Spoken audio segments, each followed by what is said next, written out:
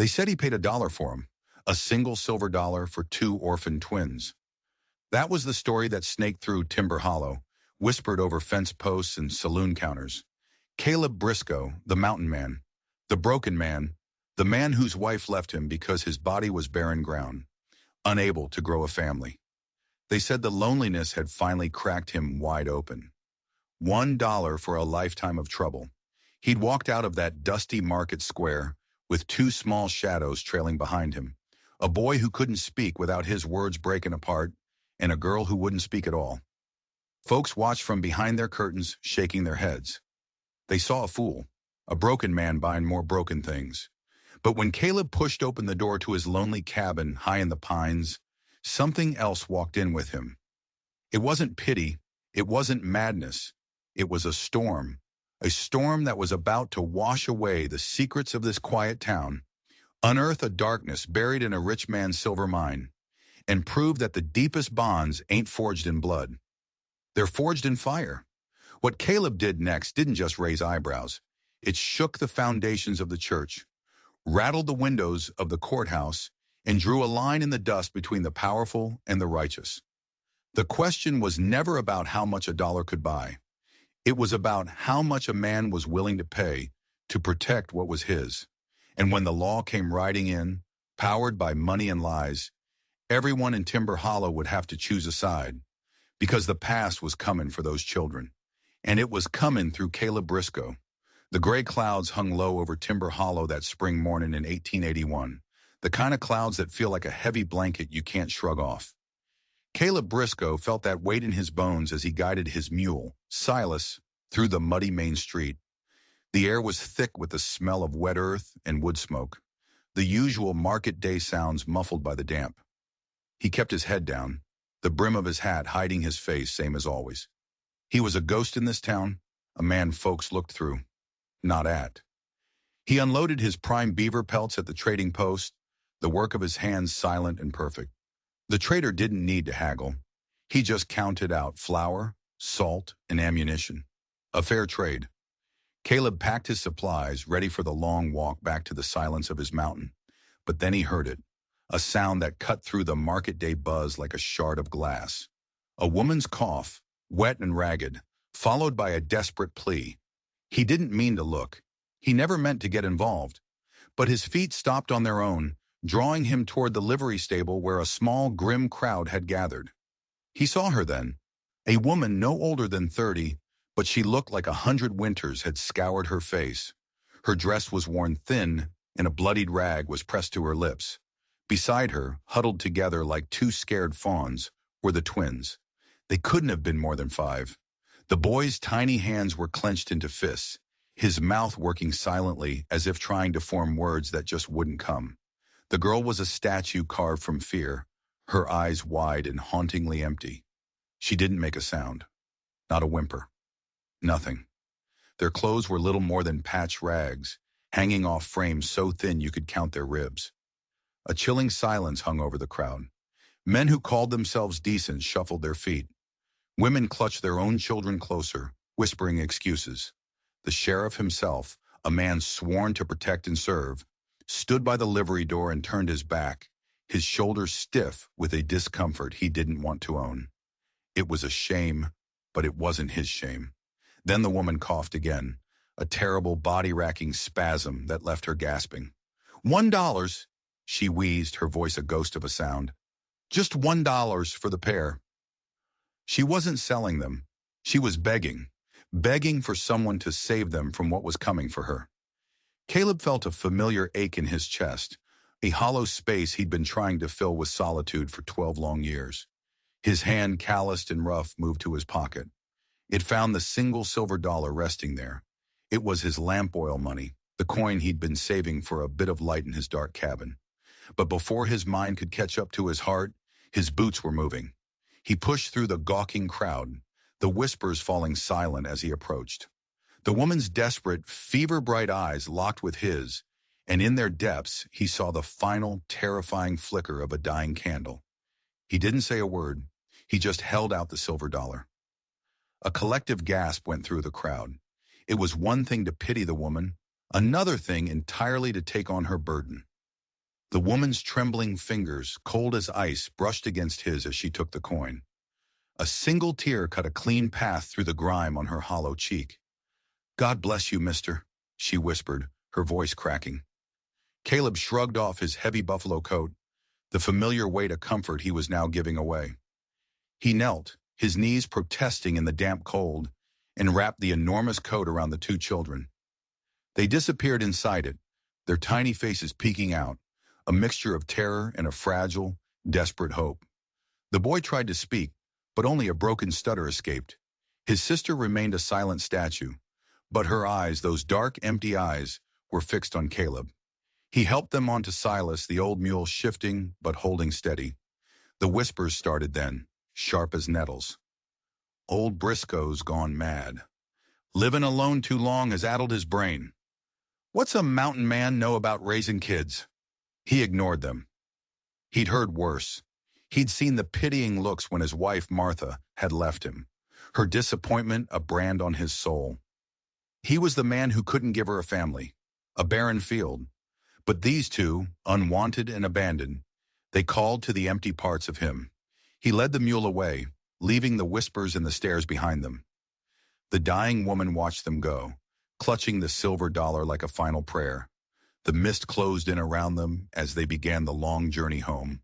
Three lost souls heading up a mountain trail, not knowing they were about to find a family, a fight, and a secret that would threaten to tear them all apart. Because that silver dollar hadn't just bought two children. It had bought a war. The mountain trail was a treacherous ribbon of rock and mud, winding ever higher into the shadows. Caleb led Silas with a steady hand, his boots finding sure footing where others would falter. He'd walked this path 1,000 times, but today it felt different. Every loose stone that skittered down the slope made him turn, his heart lurching as he checked on his small passengers.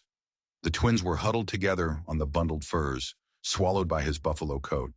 The boy, Eli, clutched his sister's hand so tightly his knuckles were white.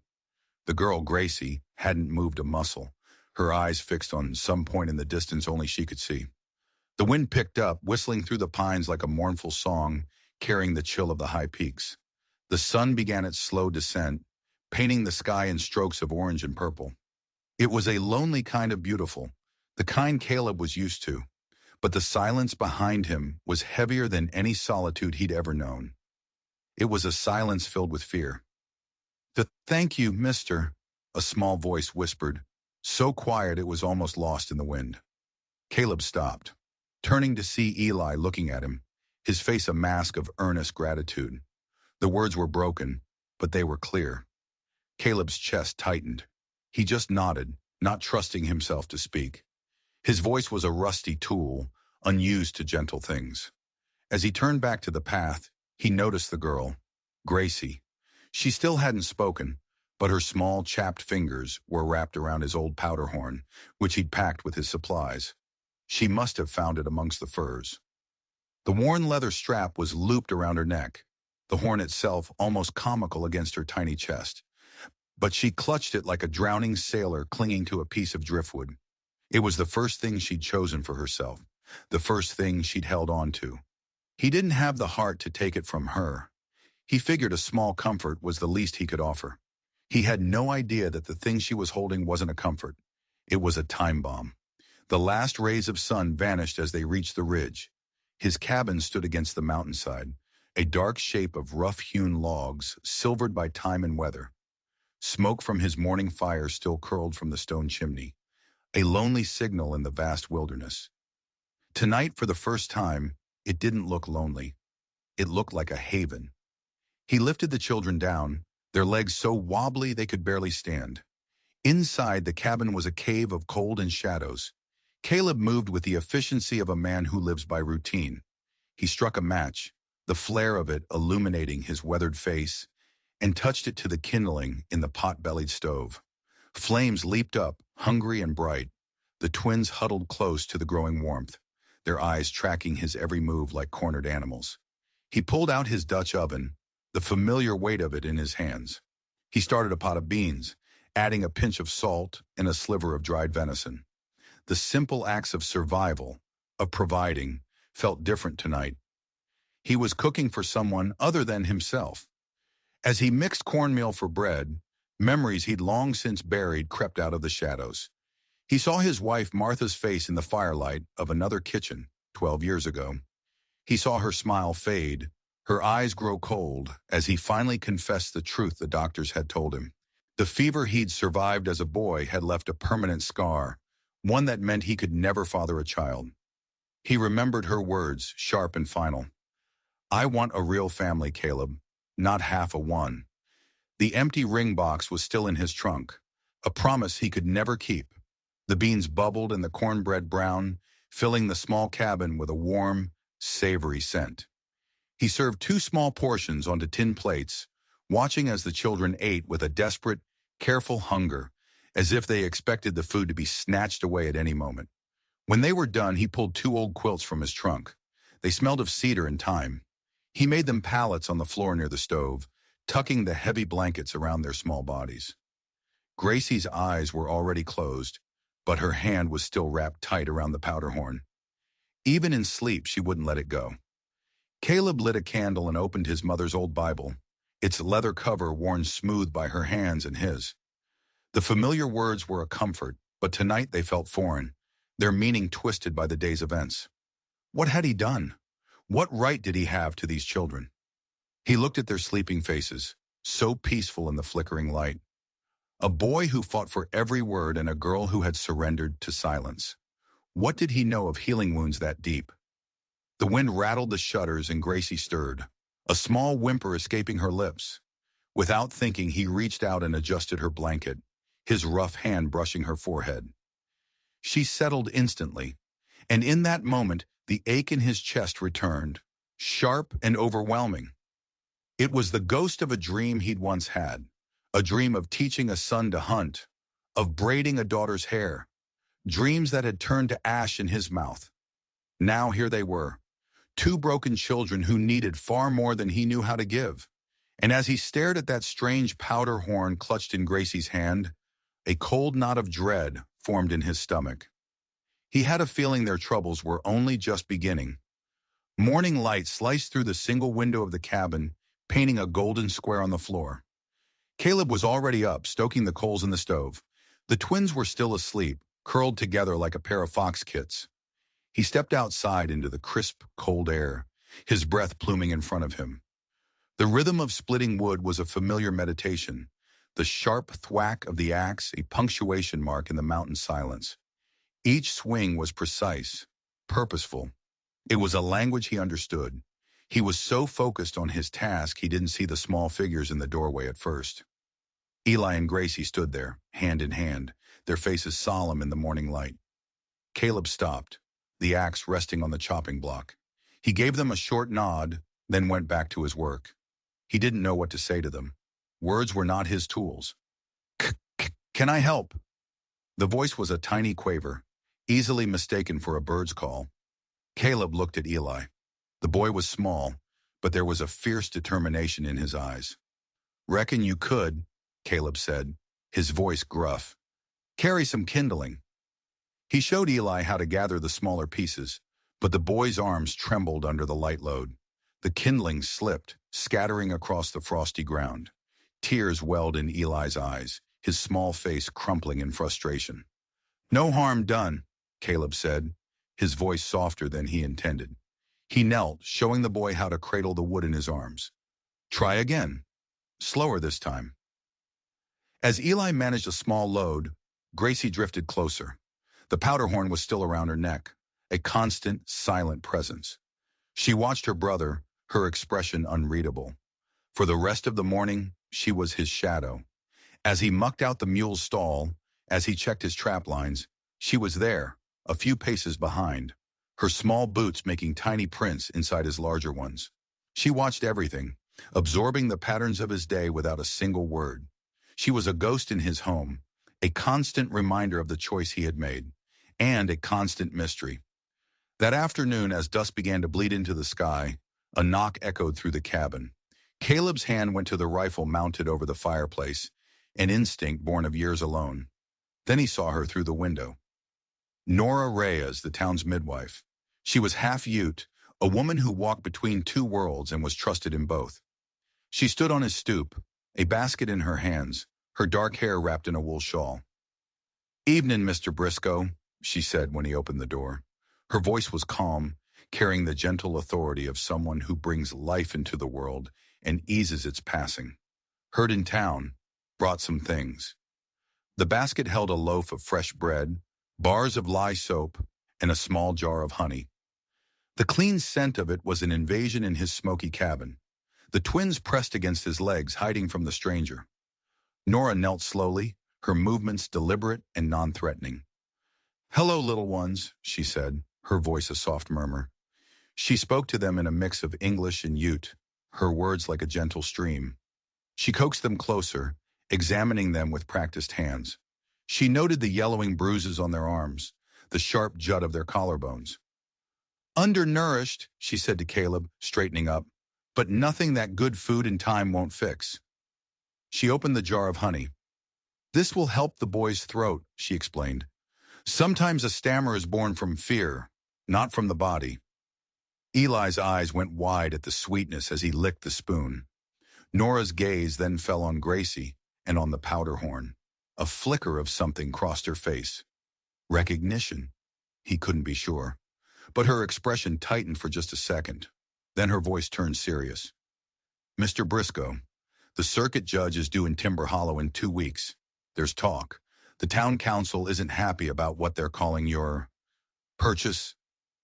She chose the word carefully as if it were a loaded gun. "They might not see fit for a man like you, to raise 2 children." An unexpected spike of cold fear shot through Caleb. The thought of them being taken away. It was unthinkable. He'd only had them for a day, but the thought of the cabin returning to its empty silence was a physical pain. "What do you suggest?" he asked, his voice hoarse. "Show them you mean to give them a home," Nora said, her dark eyes intense. "A proper home. Bunk beds, new clothes, schooling." She hesitated, then her gaze flickered back to the powder horn around Gracie's neck.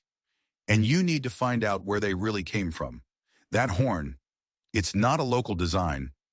Her words hung in the air long after she left, a warning and a puzzle. That night, Caleb sat at his table, sketching rough plans for a set of bunk beds on a scrap of leather. But his mind wasn't on the wood or the joints. It was on Nora's words. Find out where they really came from. He looked over at the sleeping children, at Gracie, clutching that horn even in her dreams. He had thought his biggest problem was learning how to be a father, but Nora had just revealed a far greater threat. He wasn't just fighting for the right to keep them. He was fighting a shadow from their past, a past he knew nothing about. And it was a past that was already on its way to Timber Hollow, to claim what it believed was its property. The next time Caleb guided his mule into town, he wasn't alone. The twins sat in front of him on the saddle, 2 small, silent passengers drawing stares from everyone they passed. Eli shrank against Caleb's chest, but Gracie sat ramrod straight, her eyes fixed forward, the powder horn bumping against her ribs. Caleb felt a surge of defiance. Let them stare. These were his children now. Their first stop was Miller's General Store. The bell above the door chimed, announcing their arrival. Mr. Miller looked up over his spectacles, his eyes widening in surprise. "Briscoe," he nodded, his gaze flicking to the children. "Need proper clothes for these 2, Caleb said, his voice firm. "Warm coats, boots that fit." Before Miller could reply, a loud argument erupted from the back of the store. 2 ranchers were yelling about the price of seed corn. The sudden noise was like a gunshot in the quiet store. Gracie yelped and dove behind a barrel of pickles, her small body trembling. Eli latched onto Caleb's leg, his face buried in the worn denim. Caleb started toward Gracie, but the bell chimed again. Nora Reyes stood in the doorway, her presence instantly calming the tense air in the store. She took in the scene at a glance, her eyes finding Gracie's hiding spot. She moved smoothly, kneeling beside the barrel. "There you are, little one," she said, her voice a soft melody. She spoke in Ute first, then switched to English. "It's all right. Just loud men. They mean no harm." Gracie peeked out, her knuckles white where she gripped the powder horn. Nora didn't try to touch her. She just held out her hand, palm up, and waited. It was a long moment, a silent negotiation. Finally, Gracie crept out, staying close to Nora. The blue calico would make a fine dress, Nora suggested to Caleb, her fingers stroking the fabric. And these wool coats will see them through the winter. She had a way with them, a natural ease that Caleb could only envy. She helped Eli try on boots, and the boy, in her presence, managed to say a whole sentence without a single stutter. "They fit good," he announced, stomping his foot. Just as Caleb was paying, the bell chimed a third time. Sheriff Dunley filled the doorway, his silver badge glinting in the morning sun. He tipped his hat. "Briscoe, got a minute?" Caleb nodded to Nora, who expertly distracted the children by showing them a jar of rock candy. He followed the sheriff outside into the shadow of the building. The air suddenly felt colder. "Got a wire yesterday," Dunley said, his voice low. "From the marshal in Silverton." He hooked his thumbs in his belt, his eyes fixed on some distant point down the street. "Seems a man up there's been asking after 2 orphan children. Twins." Caleb's blood ran cold. The world seemed to tilt on its axis. "A man named Hiram Blackledge," Dunley continued, finally looking at Caleb, "owns half the silver mines in the territory, calls himself their grandfather." The words hit Caleb like a punch to the gut. Grandfather. Silver mines.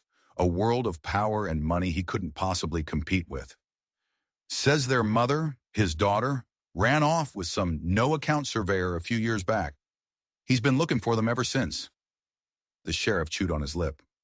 "Blackledge's lawyer's on his way. He'll be here before the circuit judge. I thought you should know, Caleb. This man, he doesn't lose."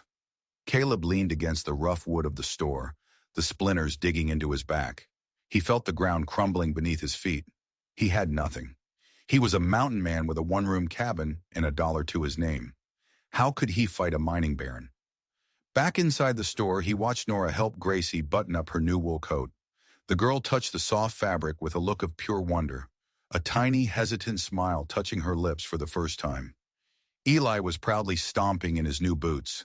They looked like different children. They looked like his children. The ride home was a silent blur. Caleb's mind churned. That night, after the twins were asleep in their new clothes, tucked into their warm quilts, Gracie did something that shattered him. She had been sitting by the fire watching him. Slowly, she stood up and walked over to his chair.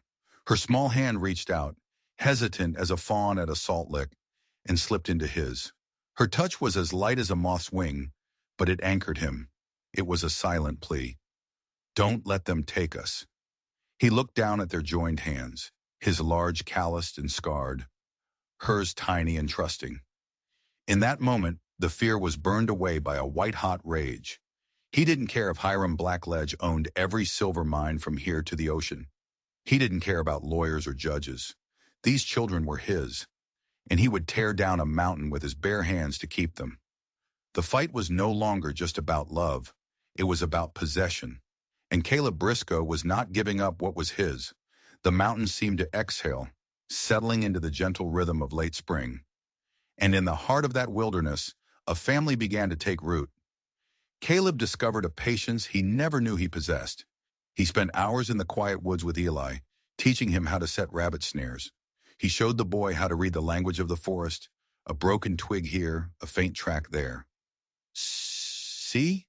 Eli would whisper, his stammer fading away in the vast silence, his small finger pointing to a rabbit run.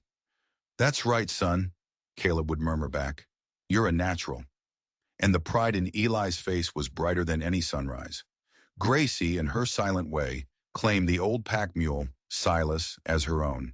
She would stand on a crate Caleb built for her, brushing the animal's coarse coat for hours.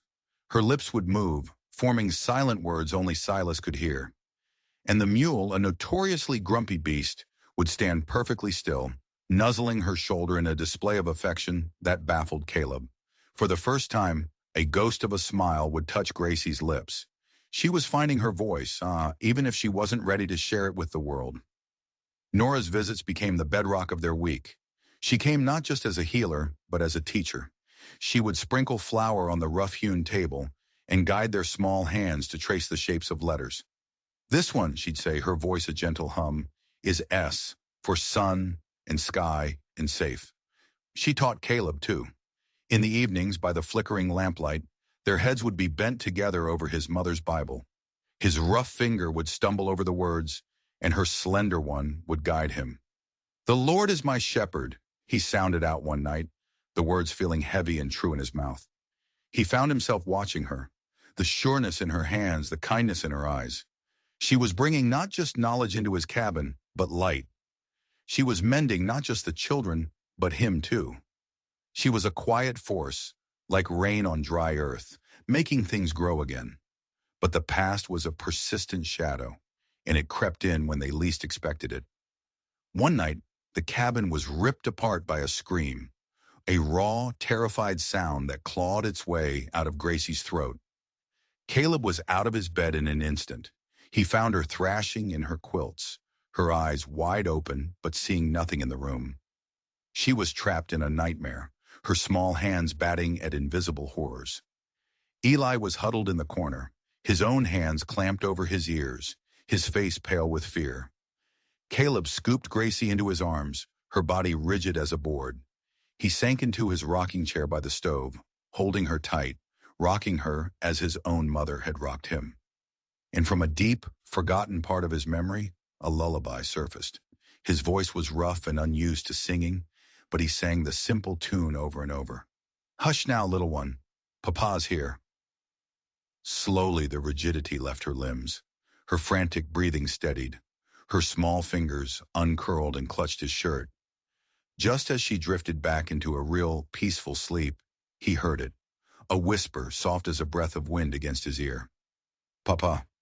The word was a key, unlocking a door in his heart he thought was sealed forever. It echoed in the silent cabin, a sound more powerful than a thunderclap. He was their papa. The very next morning, as if summoned by the shift in the world, a rider appeared. He carried a letter with an official seal from Silverton. Caleb's hands felt clumsy as he took it. He couldn't read the formal script, so he tucked it into his shirt and waited, a cold knot of dread tightening in his gut. When Nora arrived that afternoon, he handed it to her without a word.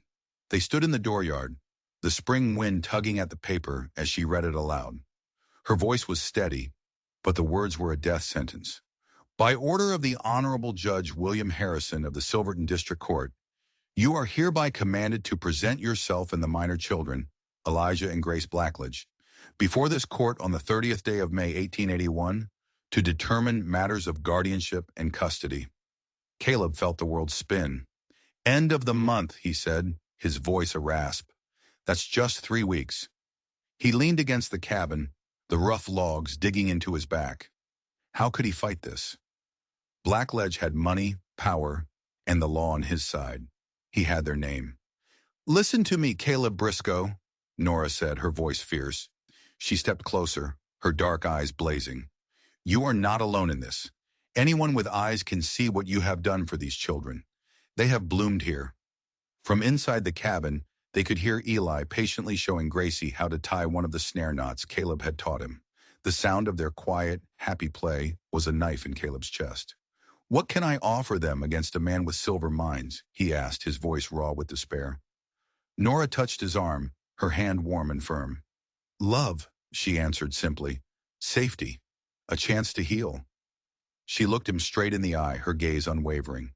"Sometimes the richest gifts come in the plainest wrappings. Don't you dare give up now." Her words were a spark in his darkness. He looked at his cabin, at the children inside, at this woman standing beside him. This wasn't just his home anymore. It was their sanctuary. And Hiram Blackledge wasn't just trying to take 2 children. He was trying to tear down the walls of their world. Caleb straightened up, the despair hardening into resolve. Let him come. Let him bring his lawyers and his money. He would find this mountain man was harder to move than the mountain itself. The war for the twins had officially been declared. The very next morning, Caleb and Nora rode into town. The twins perched in front of him on Silas. It wasn't a trip for supplies this time. It was a mission. "The schoolhouse is just past the church," Nora explained, her bay mare keeping a steady pace beside them. "Miss Willoughby is a fair woman. She'll listen." The schoolhouse stood on a small rise, its white paint gleaming. A brass bell in the belfry was silent. waiting. Miss Willoughby met them on the steps, her gray eyes kind but perceptive behind her spectacles. "So," she said, her voice soft as she knelt to be at eye level with the children, "these are the little ones I've heard so much about." Inside the classroom, which smelled of chalk dust and old paper, Miss Willoughby sat at her desk. While Nora showed the children a shelf of wooden blocks, Caleb stood awkwardly by the window, hat in hand. The schoolteacher's pen scratched across a piece of paper. "Mr. Briscoe," she said without looking up, "I have taught in this territory for 20 years.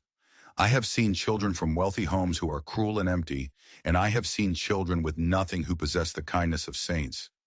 She finally looked at him, her gaze direct. "A father's heart is worth more than his wallet. I have always found that to be true." She signed the letter she was writing with a flourish and handed it to him. "I will be honored to testify to that effect before any judge." One down. But he needed more. The next afternoon, the circuit preacher, Reverend Alcott, made the long ride up to their cabin. His face, crinkled with smile lines, was a welcome sight.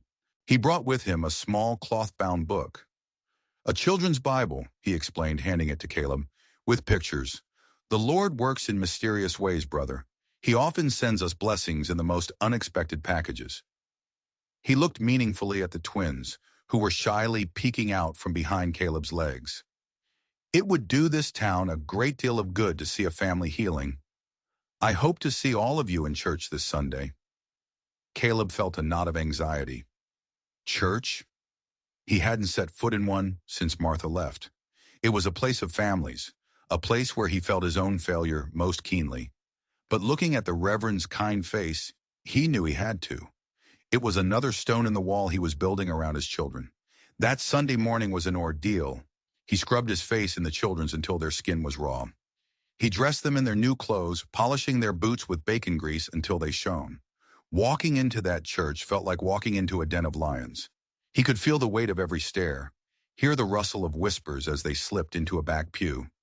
He kept his eyes fixed on the pulpit, Gracie's small, cold hand clutching his. Then Reverend Alcott began to speak. "Today," he said, his voice filling the simple church, "we speak of family, not always the family we are born to, but the family that God builds for us. He takes the broken pieces of our lives, and from them, he creates something new, something whole." The words washed over Caleb, cracking open the hard shell he'd built around his heart. He thought of his own brokenness, the years of bitter solitude. And yet, here beside him, Eli was mouthing the words to a hymn, his face alight with concentration. And here was Gracie, her head resting trustingly on his arm, her breathing soft and even. A tear escaped his eye, then another, sliding unchecked down his weathered cheek. He didn't bother to wipe them away. When the service was over, he expected folks to file past, avoiding his gaze. But something had shifted. Mrs. Baker from the Mercantile stopped, pressing a still warm loaf of bread into his hands. "For the children," she said, her smile genuine. The blacksmith, a giant of a man, clapped him on the shoulder and gave him a respectful nod. Even Sheriff Dunley's stern expression seemed to soften as he walked by. The town wasn't just watching anymore. They were standing with him. As they walked back to the mule, Gracie still holding his hand, Caleb felt a flicker of hope. Maybe, just maybe, love and community were weapons that even Hiram Blackledge's money couldn't defeat. But as they started the ride home, he saw a rider coming down the trail from the direction of Silverton. The man was dressed in city clothes and rode a fine horse.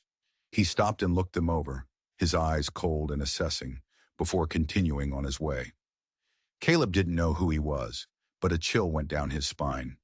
The enemy was no longer a distant threat. He was sending scouts. The war was getting closer.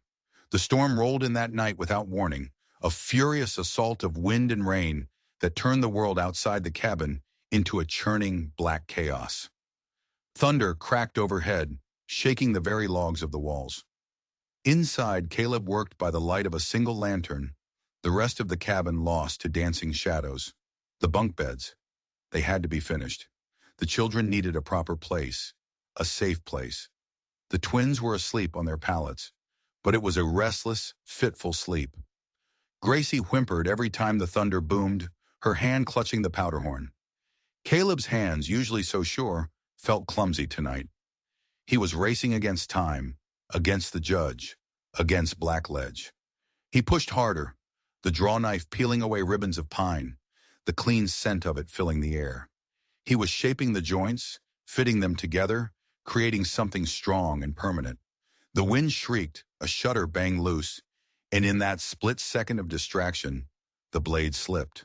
A searing, white-hot pain shot up his arm. He looked down. The draw knife had bitten deep into the fleshy part of his palm. Blood welled up instantly, dark and crimson in the lantern light. He bit back a curse, clamping his other hand over the wound. The blood soaked his fingers, dripped onto the pine shavings on the floor. He had to stop the bleeding, but he couldn't stop working, not now. Using his teeth and his good hand, he ripped a strip from an old shirt and wrapped it tightly around his palm, creating a crude but effective pressure bandage. The pain was a nauseating throb, but he ignored it. He picked up his tools again, his movements now slower, more deliberate, but no less determined. He worked through the storm, through the pain, through the fear. With every joint he fitted, every peg he drove home, he was building more than a bed. He was building a fortress. He was declaring that this small cabin was a home, and he would bleed to protect it. Morning came, washed clean and quiet after the storm. Caleb was feeding the animals one-handed when he saw Gracie perched on the fence rail, watching him. Her dark eyes followed his every move, her head tilted. There was an intensity in her gaze he hadn't seen before. When he went back inside to work on the beds, she followed. She picked up a scrap of wood and the dull carving knife he used for whittling. She sat on the floor, her small face a mask of concentration, and began to mimic the way he had held the draw knife. Her tiny fingers moved with a surprising precision, her tongue poking out from the corner of her mouth. Caleb watched her from the corner of his eye, his heart aching with a fierce, protective love. After a few minutes, she stood up, came over to him, and pressed the piece of wood into his good hand. He looked down. There, etched into the surface of the pine, was a tiny, crooked, perfect heart. The sight of it stole the breath from his lungs. It was the first gift she had ever given him, the first piece of herself she had offered. He tucked it carefully into his shirt pocket, the wood warm against his skin, right over his own bruised and battered heart. Later that afternoon, Nora arrived. Her eyes were shadowed with a sorrow she didn't speak of. She carried a bundle wrapped in brown paper. After checking on the twins, she sat at the table and unwrapped it. Inside was a faded calico dress, small enough for Gracie. "It was my daughter's," Nora said, her voice so soft it was barely a whisper. Caleb stopped his work. The air in the cabin grew still. "She would have been about Gracie's age," Nora continued, her hands smoothing the worn fabric. "There was a raid, 10 years ago. My husband. He couldn't bear it. He blamed me. One day he just rode away." She folded the dress with meticulous care. "I thought my heart would never mend. But helping others, it gives her memory a purpose." Caleb listened, his own grief a silent companion to hers. He knew what it was to be left, to be blamed for things beyond your control. Slowly he reached into his pocket and pulled out the small wooden heart Gracie had carved. He didn't say a word. He just placed it in Nora's palm. Tears welled in her eyes as her fingers closed around it. "She's healing," Nora whispered, looking over at Gracie. "You're healing her." She met his gaze, and in that moment, a profound, unspoken understanding passed between them. They were two broken souls finding purpose in mending others. "The town is with you," she said, her voice stronger now.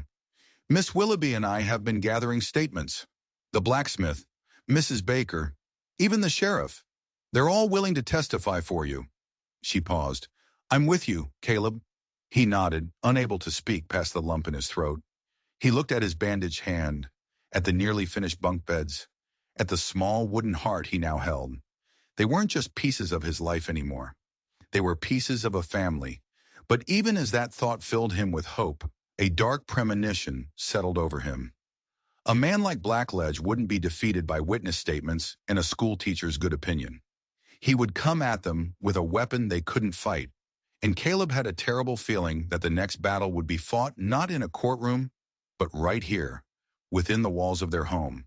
The black carriage was the first sign.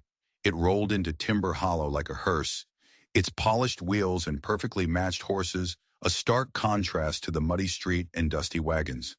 It screamed of money and power. Caleb was in the mercantile, buying thread for Nora, when it pulled to a stop. Through the window he watched three men step out. The first was tall and imposing, with steel-gray hair and a suit so black it seemed to absorb the sunlight. A heavy silver watch chain was draped across his vest. This had to be him, Hiram Blackledge. Behind him was a younger man in a crisp suit carrying a leather briefcase, and a third man whose cold, dead eyes and the distinctive badge on his coat marked him as a Pinkerton detective. "That's Blackledge," Mrs. Peterson whispered from behind the counter, her face pale. "Mining baron. They say he's as ruthless as a winter wolf." Caleb's hand tightened around the small bag of candy he'd bought for the children. He felt like a rabbit that had just heard the click of a rifle hammer. The bell above the door jangled, and the temperature in the store seemed to drop 10 degrees. Blackledge strode in, his companions flanking him. His cold, arrogant eyes swept the room and landed on Caleb, dismissing him as part of the rustic scenery.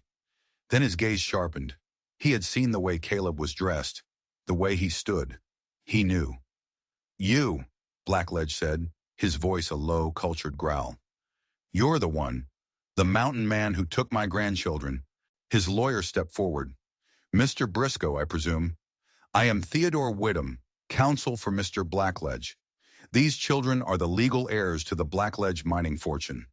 Caleb stood his ground, his heart hammering against his ribs. "They're my children now," he said, his voice quiet but firm. Blackledge let out a short, contemptuous laugh. "Your children? A backwoods trapper who lives in a mud-chinked shack? A man who can barely sign his own name?" He took a step closer, his eyes raking over Caleb's patched coat and worn boots. "I know all about your purchase. $1. The court will see it for what it is, human trafficking." "Now see here," Mrs. Peterson started, but the Pinkerton man simply shifted his weight, letting his coat fall open to reveal the butt of a revolver. The threat was silent but unmistakable. "They are cared for," Caleb said, his voice tight. "They are loved." "Loved," Blackledge sneered. "What can you give them? A life of ignorance and poverty? I can give them the world. The finest schools in the East, a home with a dozen rooms, a future." He turned to his lawyer. "Make a note of this man's appearance. The squalor he clearly lives in. We'll need it for the judge." He fixed Caleb with a final, chilling stare. "I am their blood, their only family. That is a bond your dollar can never buy. The law is on my side, trapper. Prepare yourself." They swept out as quickly as they had arrived, leaving a wake of cold fear behind them. Sheriff Dunley appeared in the doorway moments later. "Caleb," he said grimly, "my office, now." Over cups of coffee laced with whiskey, Dunley laid it out. "Blackledge has friends, Caleb. Big ones. The circuit judge, Harrison, has been a guest at his home in Silverton more than once. That Pinkerton, that's a hired gun. This man is not playing games." "The children are happy," Caleb said, staring into his cup. "They're safe." "I know that," Dunley said, his voice heavy with frustration. "The whole town knows that. But Blackledge has money, influence, and the one thing you don't, a blood claim. In a court of law, that counts for almost everything." That night, after the children were asleep in their new bunk beds for the very first time, Caleb didn't read his Bible. He didn't carve or mend his tools.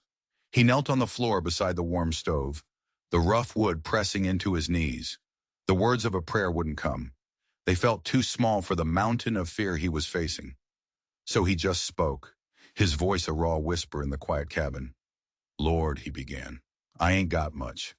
I got no learning, no money. I know what they see when they look at me." His voice cracked. "But these children, they don't see that. They just see their papa." He bowed his head, his calloused hands clasped so tightly the knuckles were white. "They need love more than they need silver. Please, just give me the strength to fight for them. Give me the words." The stove popped, sending a shower of sparks up the flue. Outside, a lone wolf howled. its call echoing through the silent peaks. It was a sound of primal loneliness, of a desperate fight for survival. Caleb knew exactly how it felt. The battle lines had been drawn, and the enemy was at his gate, and he had a terrible feeling that the next attack would be far more personal and far more cruel. The town council meeting felt like an interrogation. 5 men with grim faces sat behind a long table, firing questions at him. Mr. Briscoe, how do you intend to educate these children? What provisions have you made for their medical care? Is your cabin structurally sound enough for a harsh winter? Caleb answered each question simply, honestly. He spoke of Miss Willoughby's lessons, of Nora's care, but he could see the doubt in their eyes. They were afraid of Blackledge, afraid of the trouble he could bring to their town. Then from the back of the room, Reverend Alcott's voice boomed. I can attest to this man's character, he said, stepping forward, and I can attest to the love he shows these children. That is a foundation stronger than any cabin wall. The councilman shifted uncomfortably, but the seed of doubt had been challenged. Just as the tide seemed to be turning, crisis struck. The next morning, Eli wouldn't wake up.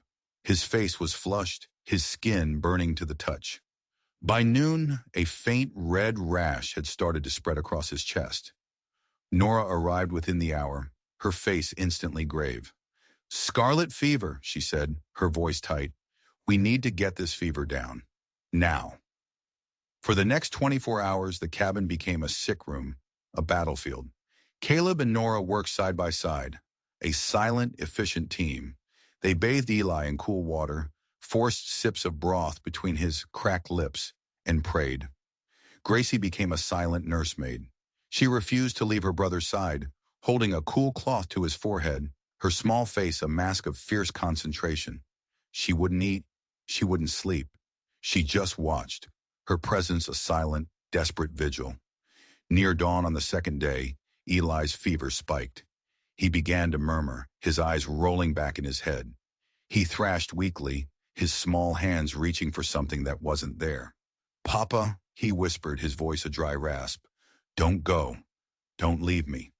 Caleb's heart shattered. He gripped the boy's tiny hand. I'm here, son, he choked out. I'm right here. I'm not going anywhere. He had no idea how prophetic those words would be. Word of the illness traveled fast.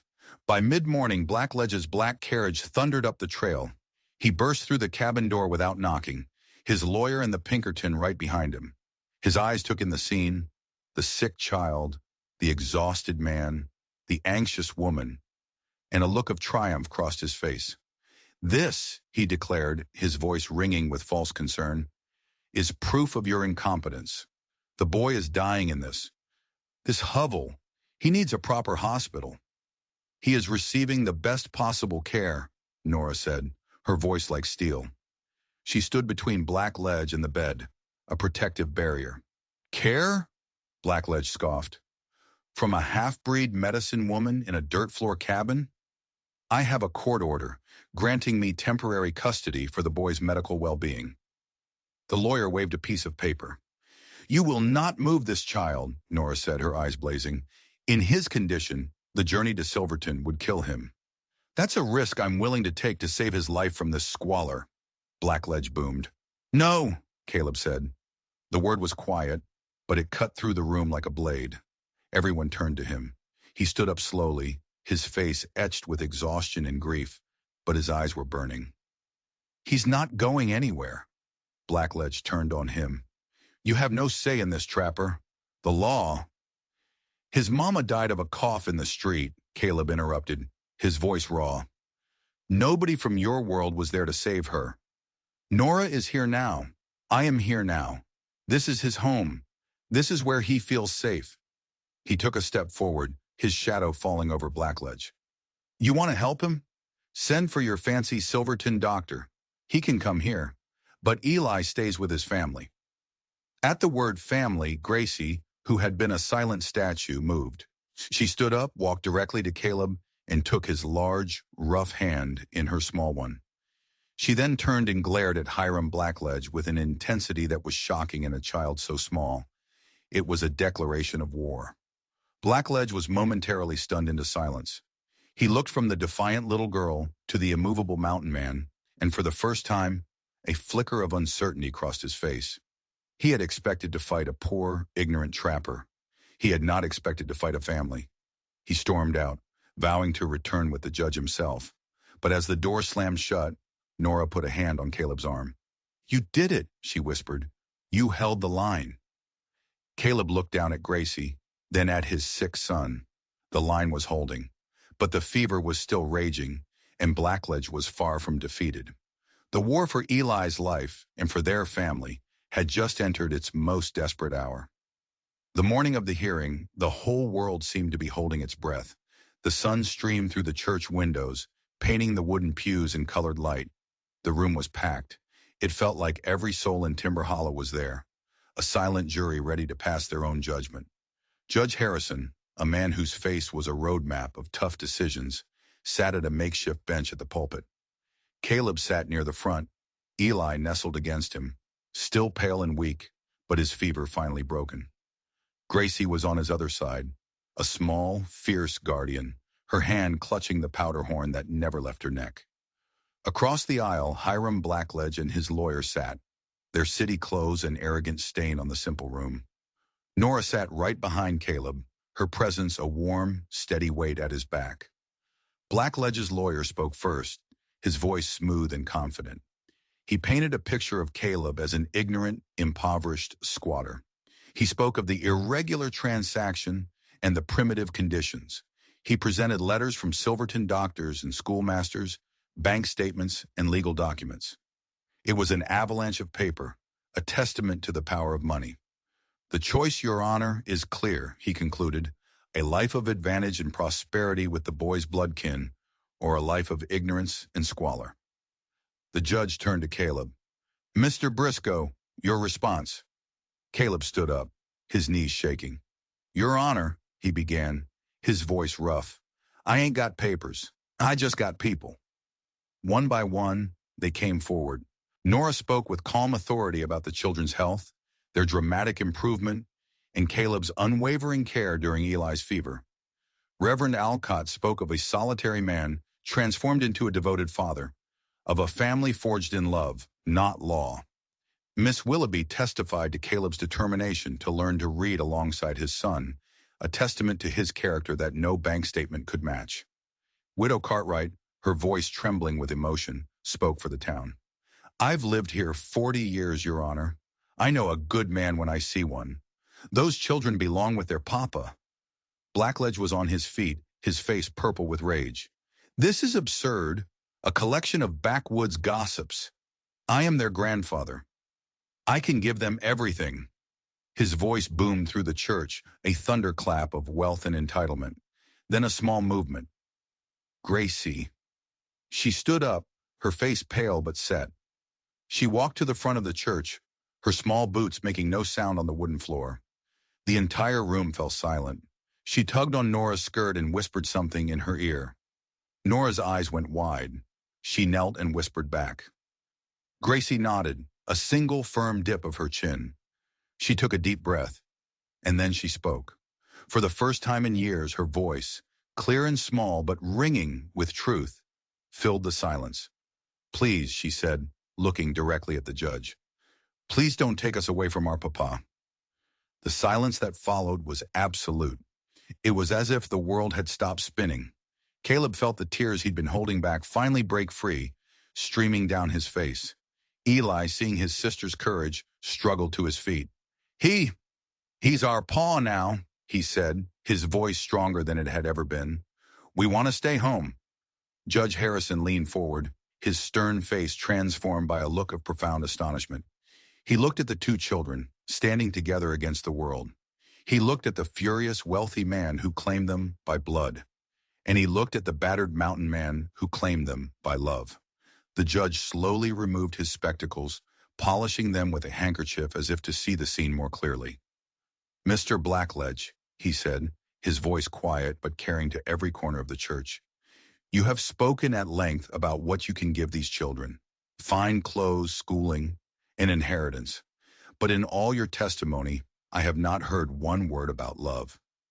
He put his spectacles back on and looked down at Gracie. "Young lady," he said gently, "why did you stop talking?" Gracie looked at Caleb, who gave her a small, encouraging nod. "When Mama died," she whispered, her voice barely audible, "the world got quiet and scary. Papa, Papa makes the world feel safe again." The judge sat back, and for a long moment, the only sound was the dust motes dancing in the sunbeams. He then picked up his gavel. The entire room braced for the sound, but instead of bringing it down, he pointed toward Caleb. "Mr. Briscoe," he said, "I've heard from everyone else. Now I want to hear from you. Tell me in your own words why you should keep these children." Caleb's heart hammered in his chest. This was it. Everything came down to this moment. He fumbled with the buttons of his coat, his hands shaking. His fingers closed around the small, crooked heart Gracie had carved for him. He pulled it from his pocket, holding it up for the judge to see. The lantern light caught the rough edges, the simple shape. "Your Honor," he began, his voice thick with emotion, "for 12 years I was a ghost, a man who couldn't have a family, so he ran from him. I figured God had shut that door for good." He looked down at the twins, who now stood on either side of him, their hands clutching his. "Then he sent me these two, and they didn't just give me a reason to live, they gave me a reason to be a better man." He held up the wooden heart. "This ain't much, just a piece of scrap pine, but it's the most valuable thing I own, because she gave it to me. She trusted me with her heart before she trusted me with her voice." He looked directly at the judge, his eyes pleading. "I know I ain't got money. I'm learning my letters right alongside my son. My cabin ain't a mansion, but it's a home now. It's filled with light." His voice broke, but he pushed on. "Mr. Blackledge can give them the world. I know that, but I can give them my whole heart. That's all I got, but I give it to him every single day." He stood there, his soul laid bare for the entire town to see, clutching a small wooden heart as his only evidence. Judge Harrison stared at the wooden heart, then at Caleb's tear-streaked face. He looked at Hiram Blackledge, who stood stiffly, his expression a mixture of outrage and disbelief. The judge's gaze was like a steel blade, pinning the wealthy man in place. "Mr. Blackledge," the judge said, his voice cold and clear, "you speak of blood ties as if they are a deed of ownership. But family is not a possession to be claimed. It is a garden to be tended. This man," he gestured to Caleb, "found 2 wilted flowers and has nurtured them back to life. You seek only to transplant them into a golden vase where you believe they will better reflect your own status." Blackledge started to sputter a protest, but the judge raised a hand, silencing him. "I have made my decision." He picked up the gavel, its weight seeming to fill the church. "The court's primary duty is to the well-being of the children. It is abundantly clear to me where their well-being lies." He looked from Caleb to the twins, his stern face softening. "It is the finding of this court that Caleb Briscoe is, in every way that matters, a fit and loving father. The petition of Hiram Blackledge is hereby denied." He paused, letting the words sink in. "Full and permanent legal guardianship of Elijah and Grace Briscoe is granted to Caleb Briscoe, effective immediately." Crack. The sound of the gavel was like a thunderclap, but instead of a storm, it brought the sun. A collective gasp of relief and joy swept through the church. Caleb's legs gave out, and he sank onto the bench, pulling the children into his arms, burying his face in their hair, as sobs of gratitude shook his entire body. Nora was there in an instant, her arms wrapping around all 3 of them, her own tears mingling with theirs. The church erupted. People were cheering, clapping, weeping. Mrs. Baker was hugging Miss Willoughby. The blacksmith was pounding the sheriff on the back. It was a chaotic, beautiful explosion of community and justice. Hiram Blackledge and his lawyer stood frozen for a moment, their faces masks of stunned fury. Then without a word, they turned and stalked out of the church, the door banging shut behind them. No one noticed. No one cared. They were all gathered around Caleb, this quiet mountain man, and his 2 children. His 2 children. Legally, forever. His. As the townspeople swarmed them with congratulations, Caleb held his family tight, the small wooden heart pressed between his chest and Gracie's. He had walked into this town a broken man with a single silver dollar. He was leaving it with a treasure beyond all measure. The celebration spilled out of the church and into the sun-drenched yard. It was spontaneous and heartfelt. Tables seemed to appear from nowhere. Women rushed home and returned with platters of fried chicken, bowls of potato salad, and freshly baked pies. The blacksmith rolled out a barrel of cider, and the sound of laughter replaced the tense silence of the courtroom. Caleb stood in the middle of it all, feeling dazed, the twins still clinging to him, as if afraid he might disappear. Sheriff Dunley came over, a wide grin on his face. "Never seen this town come together like this," he said, clapping Caleb on the shoulder. "Reckon you did more than just build a family, Caleb. You reminded the rest of us what one is." Nora moved through the crowd, a vision of grace and strength. She made sure the children had plates piled high with food, her smile never faltering. Every time her eyes met Caleb's across the bustling yard, a jolt went through him. It was a look of shared victory, of deep affection, of something more. As the afternoon sun began to dip low, casting long golden shadows, Gracie did something extraordinary. She picked a small bouquet of purple wildflowers from along the church wall. She walked directly through the crowd to where Nora was standing and held them out to her. It was a simple offering, but it was everything. Nora knelt, her eyes filling with tears as she accepted the flowers. "Thank you, sweet girl," she whispered, pulling Gracie into a hug. The crowd began to thin as evening approached.